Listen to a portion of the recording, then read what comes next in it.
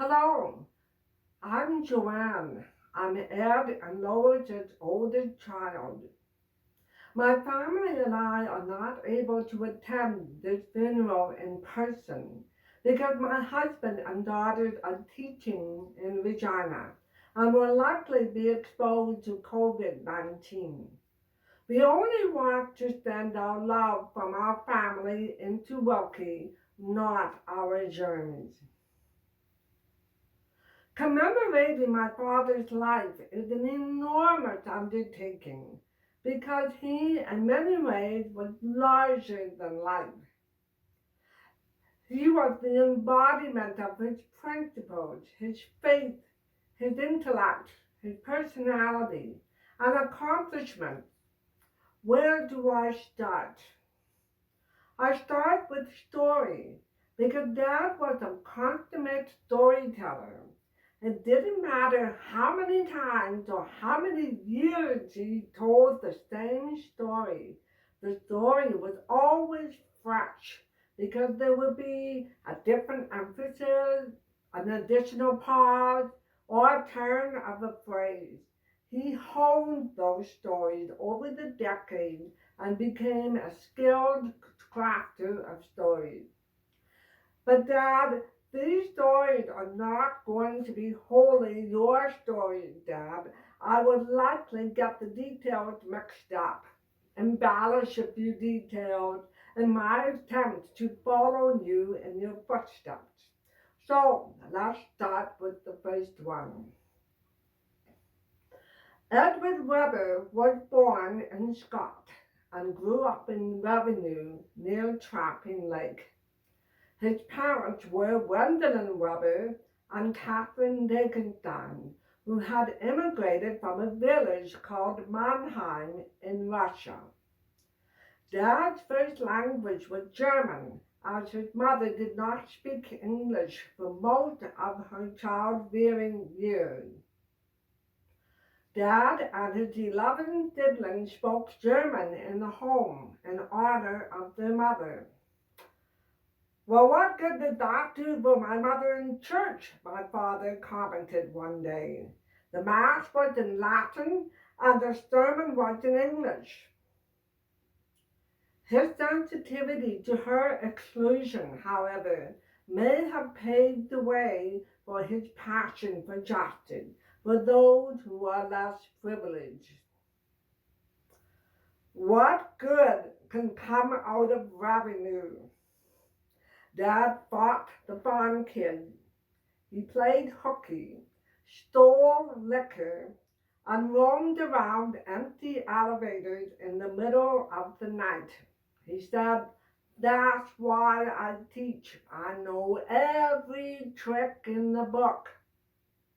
But teaching aside, one day, after living at least 2 decades in Wilkie, he rummaged in the old Revenue church when it was about to be torn down, in search of music from his childhood.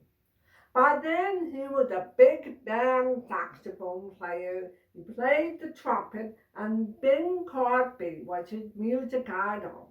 He detested cowboy songs. But he found and dusted off the German music that had been sung by parishioners in Revenue when he was a boy. It was the passion from the Gospel of St. John set to music. He was no innocent choir boy, but he knew he had found gold. He became engrossed in translating the German into English words. He teamed up with Father Lauren, recruited Joe Gillen to play Jesus. He invited members of the other local churches to join in the choir. Easter that year was lifted up into the realm of the heavens. There was no rural church that played cowboy music during the Easter Mass. No, indeed. This was music for God. Dad had his eye on heaven despite his dubious past. I watched my father in his old age pick up things with an uncanny coordination in his fingers and his arms. He moved like an athlete, although he snapped his femur in half last year. When we were all younger, he complained about having to go to university and earn a degree when all he ever wanted to do was to play baseball and hockey. The golf course was his happy place, though. David said that he remembered how Dad, while deep in a conversation with his golfing buddies, would balance the golf ball on the tee and just pop it off into the fairway and onto the green while keeping up the patter.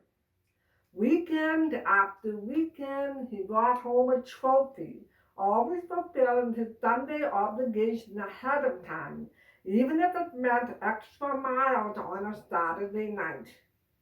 As the trophies filled up our basement, no one wanted to dust them anymore. They were becoming as commonplace as the grass on the lawn outside. I think that the real trophies were the birdhouses that Dad had built for the purple martins on the golf course. He had this idea that the purple martins would eat the mosquitoes. They never came. But the birdhouses are still there. Dad had a reputation for being a tough schoolmaster. I could hear him roaring down the hallway when I was in class. The teacher would pause. The students in the class would stop chattering to each other, and I held my breath. Time seemed to stand still for all of us when Dad stormed down the hallway, hollering at the top of his lungs.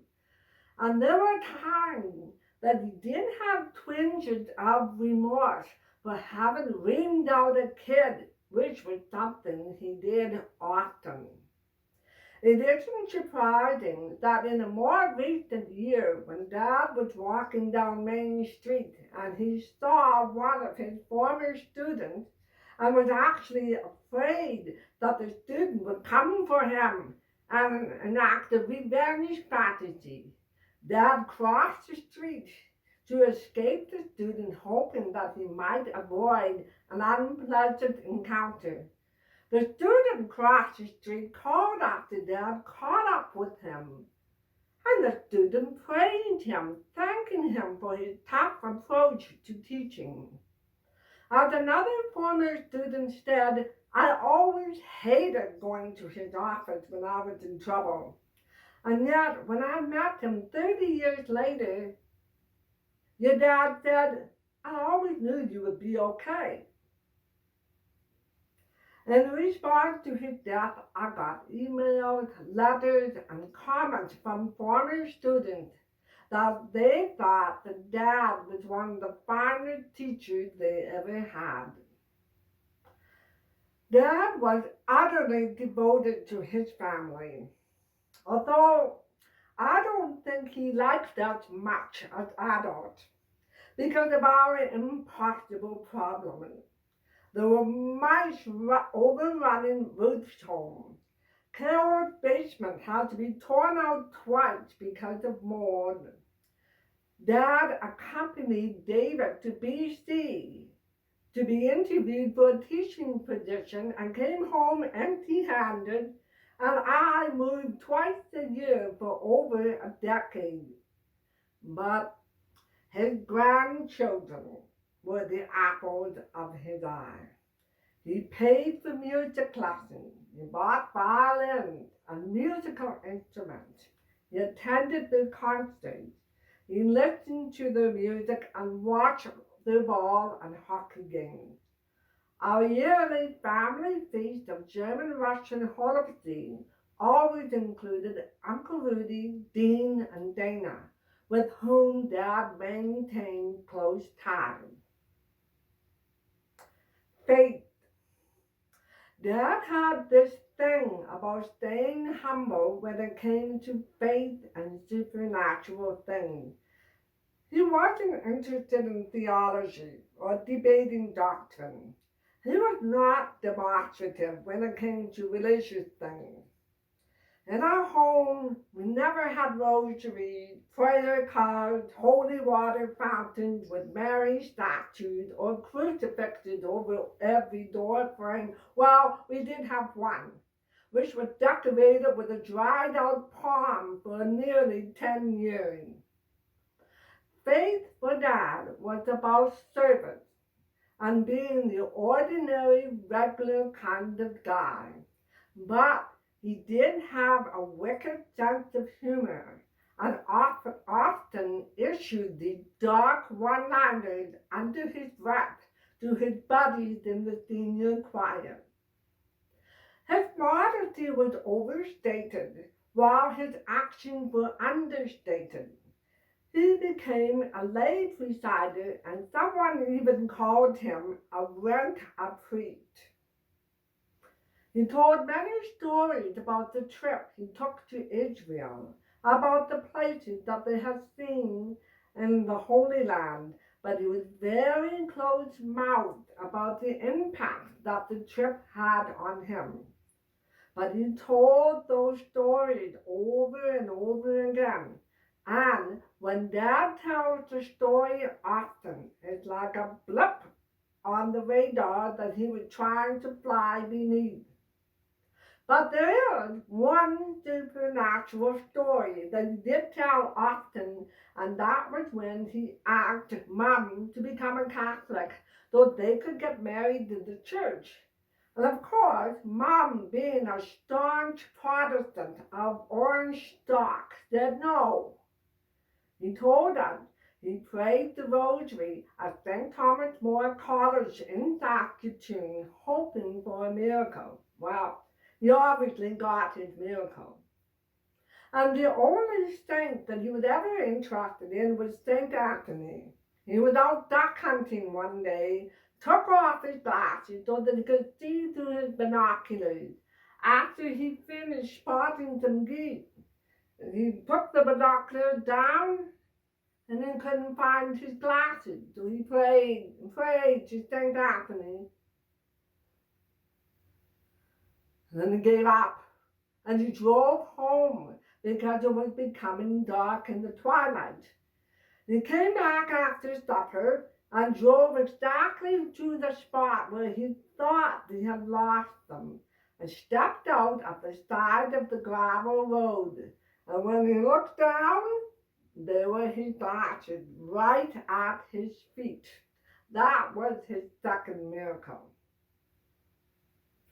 Nobody really knew what he was thinking about church, God, and prayer, but somehow we caught it.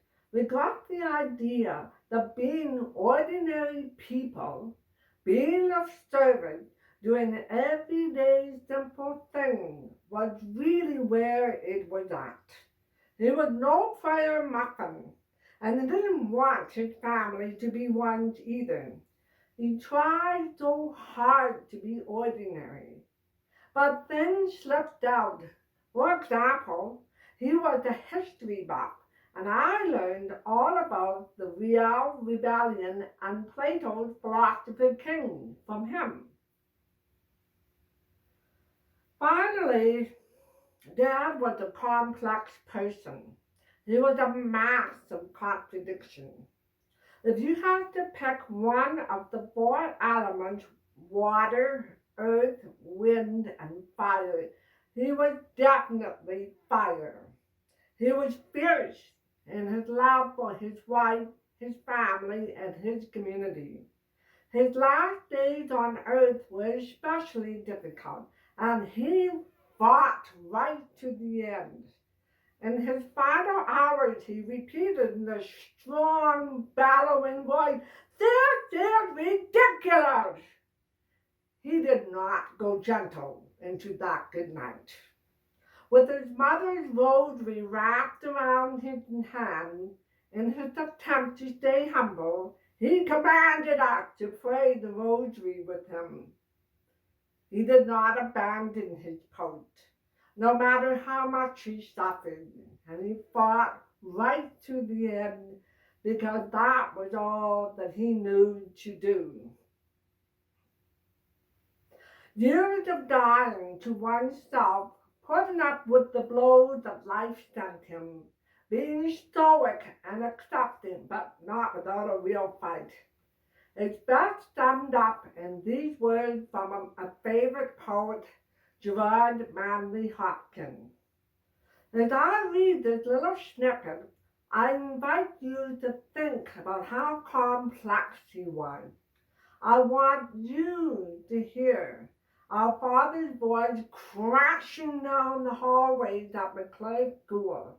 He was fire and is now in these incendiary few lines. In a flash, at a trumpet crash, I am all at once what Christ is. Then he was what I am, and this Jack joke, poor pock-turd patch matched with immortal diamond is immortal diamond.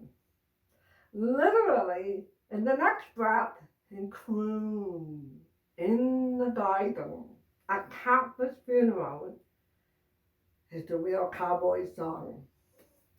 That as you step into the garden as an innocent child, now a divine child filled with light and love, we can see from a long ways off that you are an immortal diamond.